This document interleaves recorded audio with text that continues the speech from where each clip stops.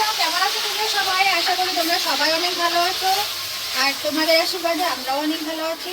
আজকে আমরা কি রান্না করবো বলো তো? আজকে আমরা রান্না করবো হাঁস। কি হাঁস? চীনা হাঁস। আজকে আমরা রান্না করবো চীনা হাঁস। তো সকাল সকাল বাজারে চলে গিয়েছিল আমার ভাই আর আমার হাজব্যান্ড। তো তারা হাঁসটাকে খুব ভালোভাবে প্রসেস করে নিয়ে আসছে বাজার থেকে। আর আজকে আমরা এই রান্নাবান্নাটা করছি আমার বাবার বাড়িতে, অ্যাজ লাইক পিকনিক। তো যাই হোক না কেন, সেটাও তোমাদের সাথে শেয়ার করতে চলে এলাম।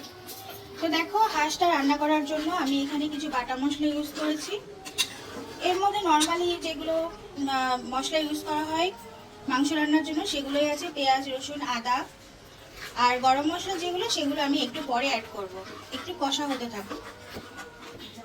তো দেখো বন্ধুরা, এখন আমি কিন্তু গরম মশলাগুলো ব্লেন্ড করে নেবো। এখানে গরম মশলার মধ্যে কিন্তু আমি দিচ্ছি বেশ অনেকগুলো হচ্ছে এলাচ, দারচিনি, লবঙ্গ, আর আছে হচ্ছে গোলমরিচ।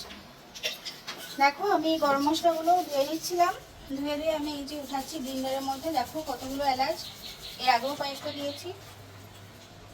এলাচ না দিলে আসলে ওইভাবে ফ্লেভারটা পাওয়া যায় না, আর হাঁস রান্নার ক্ষেত্রে এলাচটার পরিমাণ একটু বেশি দিতে হয়। হাঁস রান্না করার সময় অনেকেই হচ্ছে নারকেল ব্যবহার করে, নারকেলের দুধ বা ফালি ফালি করে নারকেলও ব্যবহার করে, কিন্তু আজকে আমরা সেটা করব না। আমরা এখানে গরম মশলার সাথে আরো কিছু জিনিস অ্যাড করব, সেটা হচ্ছে বাদাম আর হচ্ছে টক দই।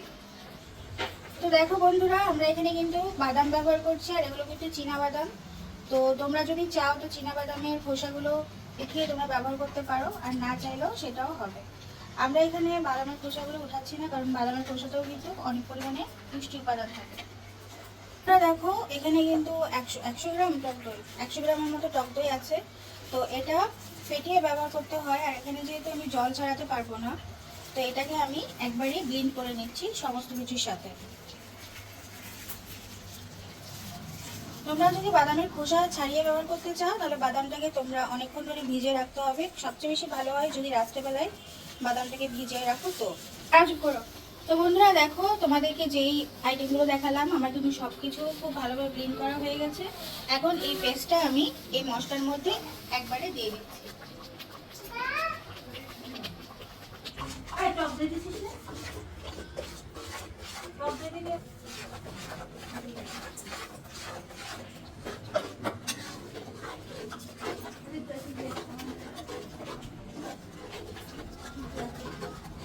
বন্ধুরা দেখো, আমি কিন্তু হাঁসটা খুব ভালোভাবে ধুয়ে নিয়ে এসেছি। এখন দেখো আমি যেটা করব, 2টা লেবুর স্লাইস আমি এখন এই ধুয়ে রাখা হাঁসের মাংসের মধ্যে ভালোভাবে দিয়ে দিচ্ছি। এটা কেন দিচ্ছি, কারণ হাঁসের যে একটা উষ্ণ গন্ধ আছে সেটা কিন্তু এই লেবু দিলে আর থাকবে না। 2টা স্লাইসের লেবুর রসই আমি এখানে ব্যবহার করব, আর লেবুর রসের সাথে সমস্ত মাংসটা একটু মাখিয়ে রাখবো কিছু সময়ের জন্য। তারপর আবার মাংসটাকে আমি ধুয়ে নেব।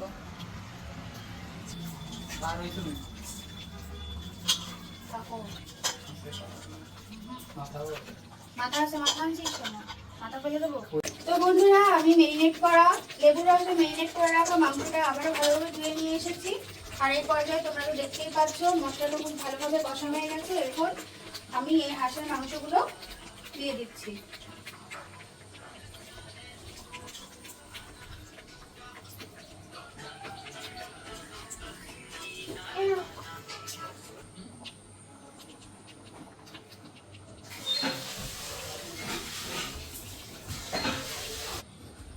তো বন্ধুরা, এখন আমি কিন্তু এর মধ্যে দিয়ে দিচ্ছি পরিমাণ মতো হলুদ, আর দিয়ে দেবো পরিমাণ মতো লবণ। তারপর কিন্তু ভালোভাবে একটু সময় নিয়ে মাংসটাকে কষিয়ে কষিয়ে রান্না করতে হবে। হাঁসের মাংস যেহেতু গলতে অনেক সময় লাগে, তো এটাকে একটু সময় নিয়ে ভালো করে কষিয়ে রান্না করতে হয়।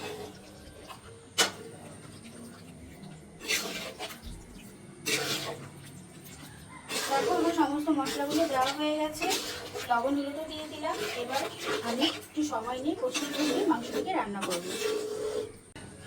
এই মাংসের মশলা দিবি না বন্ধুরা, আমরা এখন দিয়ে দিচ্ছি মাংসের মশলা। মাংসের মশলাটা আসলে আমরা মাংস রান্নায় অনেকেই পছন্দ করি। তো মাংসের মশলাটা দিয়ে দিচ্ছি। আর এখানে দিয়ে দিচ্ছি হচ্ছে ধনিয়া গুঁড়া,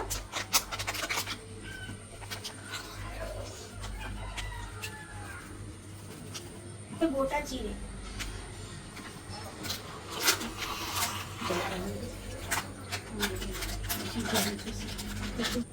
দেখো এইটুকু পরিমাণে গোটা জিরে আমি এখন দিয়ে দিচ্ছি। তো বন্ধুরা দেখো ভালোভাবে মাংস কষা হওয়ার পর আমি আলুগুলোও দিয়ে দিয়েছি। আর পরিমাণ মতো কিন্তু আমি মাংসটাকে ভালোভাবে সেদ্ধ হওয়ার জন্য জল দিয়ে দিয়েছি। এই জলটাকে কিন্তু এখন পরিপূর্ণভাবে টানাতে হবে, তাহলেই কিন্তু হাঁসের যে মাংসটা সেটা কিন্তু একবারেই গলে যাবে।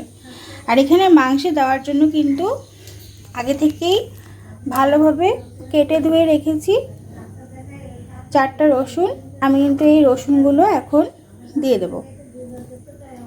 আর আমি আর আমার ভাই যেহেতু অনেক ঝাল পছন্দ করি, তো তার জন্য হচ্ছে কয়েকটা শুকনো মরিচ আগে থেকেই ধুয়ে রেখেছিলাম, সেগুলো কিন্তু এখন দিয়ে দিচ্ছি। ব্যাস এখন হচ্ছে বলক আসার অপেক্ষা আর ভালোভাবে মাংসটা সেদ্ধ হওয়ার অপেক্ষা। তো বন্ধুরা আমি অপেক্ষা করি, ফিরে আসছি একটু পর।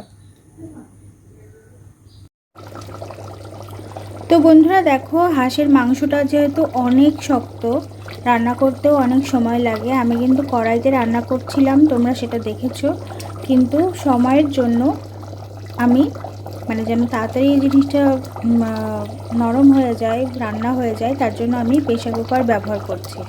প্রেসার কুকারে কিন্তু 6-7টা সিটি দিলেই খুব ভালোভাবে নরম হয়ে যায়। তো তোমাদেরকে আমি দেখাচ্ছি, দেখো আমি কিন্তু সিটি দিয়ে নিয়েছি যতটুকু আমার দরকার। দেখো মাংসটা যেহেতু গরম, খুবই নরম হয়ে গেছে, কিন্তু বুঝেছো, নরম হয়ে গেছে একদম। এই দেখো, তো এইভাবে যখন সেদ্ধটা হয়ে গেছে তাহলে বুঝতে হবে যে রান্নাটা কিন্তু কমপ্লিট। তো রান্না কিন্তু আমার এই পর্যায়ে শেষ। একটু ঝোল ঝোল অবস্থাতে আমি রাখবো। যেভাবে আমি রান্নাটা তোমাদেরকে দেখালাম, তোমরা এইভাবে বাসায় রান্না করে দেখো, অনেক ভালো লাগবে খেতে।